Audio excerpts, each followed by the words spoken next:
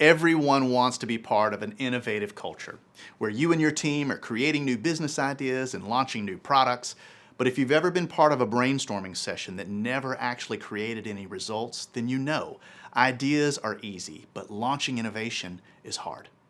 At Sodium Halogen, we've spent the last 10 years working with internet startups from Silicon Valley to New York and everywhere in between. And we've found the most innovative and successful teams have a process for creating, testing, and launching their best ideas. So 2 years ago, we started creating our own framework for innovation, our Innovation Workshop. And after lots of iterating and refining, we landed on a simple 9-step process anyone on our team could use.